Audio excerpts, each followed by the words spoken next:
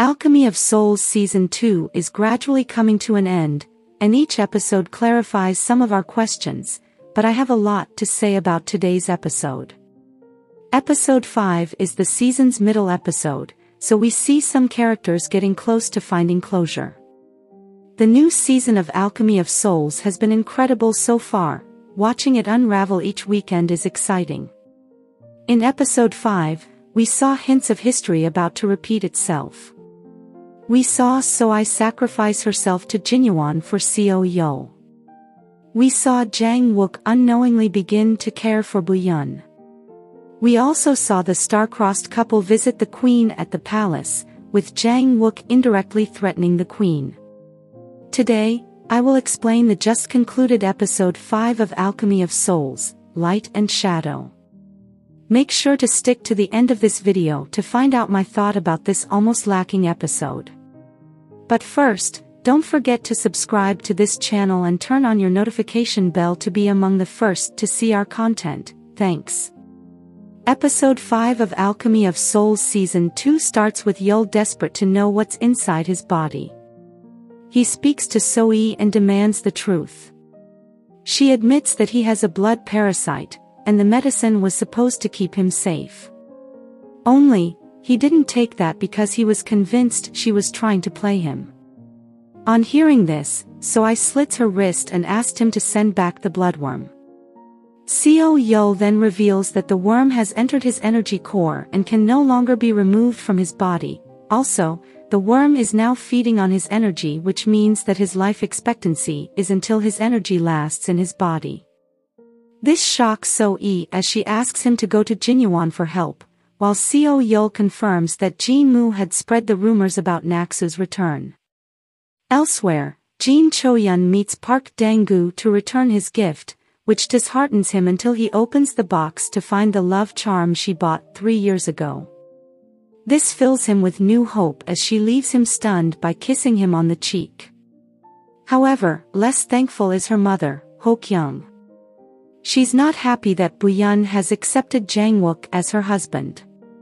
Park Jin speaks to her plainly, pointing out that he hopes the pair keep each other safe. Telling her that Bu-Yun had seen the power of the sky in the ice stone inside Jang Wook and had promised to protect him. I hope this doesn't mean she would sacrifice herself for him.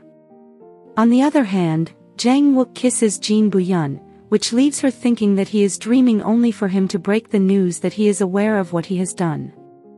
In this scene, we seem to know their bonds have been solidified, especially if that kiss is anything to go by. The pair act awkwardly with one another mostly because of Jang Wook, and eventually, they decide to go back to sleep with Bu-Yun, quietly tapping him to sleep like a baby.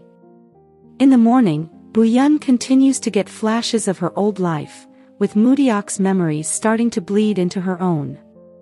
After complaining to those in the palace of a headache, she goes missing, sending the whole place into raptures to try and find her, led by maidservant Kim. When Jang Wook shows up, he wonders where she could be and begins looking in all the hotspots. Given he doesn't know much about her, he's drawing a blank and deliberates over whether to go to Jinyuan.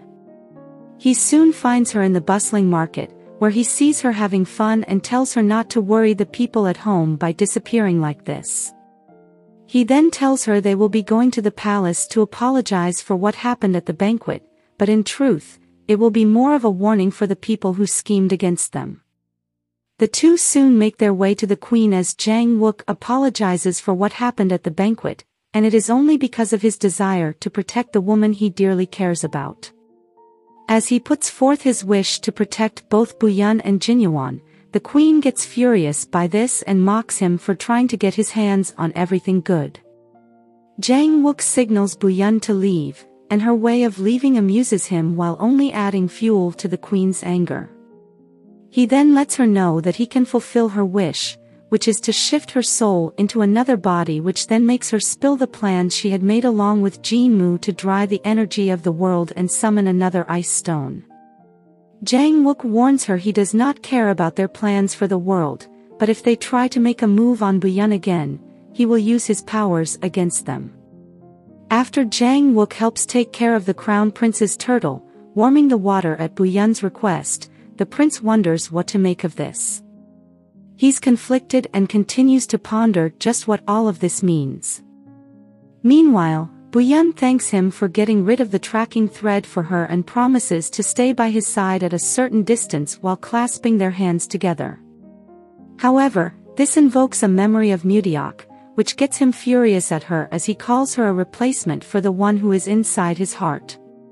This hurts Buyun, while Kim Do-ju rebukes Jang Wook later.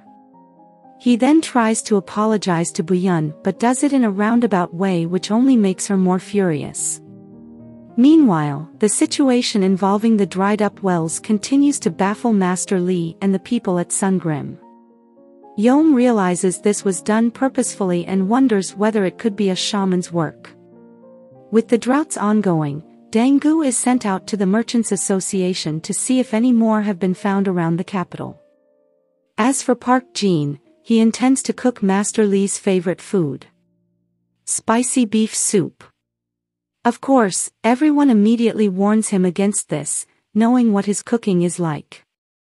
The irony here, as we later find out, is that Park Jin's soup is actually super tasty. Unfortunately, Dang-gu puts his foot in it, talking about Master Lee and his true love, maidservant Kim, causing Park Jin to leave in jealousy. Elsewhere, Jang Wook meets Master Lee, who asks him about the messy stone grave made for Mudeok, which the former reveals had been destroyed by Buyun. As the two talks about her, Master Lee reveals that he was the one who saved her life and cured her 3 years back. Master Lee then asks Jang Wook to get inside Jinyuan and find out if the real Firebird is still there, but Jang Wook refuses his request as he contemplates the words of the Queen, who is trying to get another ice stone. Master Lee also did this to bring Jang Wook and Buyun close together. Meanwhile, Jin Ho-kyung visits Buyun at the Jang household and tries to bring her back home. When Buyun adamantly refused, she then asked her to visit Jinyuan with her husband, Jang Wook. Only then will she accept their marriage and forgive the two for what they have done. Buyun then looks for Jang Wook in Gyeongjinggak, where she mistakenly puts forth her request in front of Seo Yeol instead of Jang Wook. Buyun then leaves but comes across Jang Wook, who refuses to go to Jinyuan, thinking it is the same as what Master Lee had told him about. This leaves Buyun saddened as she leaves for Jinyuan alone, while Jang Wook finally understands that he must have made a mistake and soon follows her. In Jinyuan, So-e meets Ho-kyung and asks for a remedy for the bloodworm that has stuck itself to her energy core while threatening to reveal Jin Buyun's identity. This angers Ho-kyung, so she magically knocks her out and locks So-e in a room. Ho-kyung then welcomes Buyun, who is followed by Jang Wook, who surprises them both. He apologizes to Ho-kyung, and the three come together for a meal. Meanwhile, Kim Do-ju rushes to Sungrim to tend to Park Jin, who seems to have fallen sick, but the two soon fall asleep and are woken up by Dang-gu and others. This leaves them shocked, while the others soon realize what has happened. However, Park Jin takes this opportunity to propose to Kim Do-ju and asks her to marry him. She accepts the proposal, and everyone outside starts cheering for the two. Alchemy of Souls Season 2, Episode 5 ends with So-ye's servant making his way to Seo Yeol and revealing her actions of going to Jinyuan to find a cure for him. He tells Seo Yeol that So-ye had asked him to send a message to him if she didn't come out during the given time. So-ye asked him to tell Seo Yeol that the real Jin Buyun was the blind girl from Sari village. This leaves Seo Yeol speechless as he realizes that Jin Buyun is none other than Mudeok. As he rushes to save So-ye, on the other hand, Jinmu calls for Seo Yuno to help him move the Firebird replicas through Daeho with the help of his connections. Meanwhile, Jang Wook puts forth his wish to stay the night at the Jin household and later asks for Buyun's help to enter Jinyuan to confirm the Firebird's presence. In the palace, Jinmu asks the Crown Prince to help him get the Firebird from inside Jinyuan. However, this is not an easy task, as this could cause the whole of Jinyuan to crumble. Go-won understands that Jin-moo wants to call for another ice stone, of which he needs the Firebird. He rejects his request for help, but Jin-moo reminds him of his promise 3 years ago when he helped the Crown Prince to separate Jang Wook from Mudiak. He threatens him with revealing the truth to Jang Wook, and Go-won is unable to do anything against him.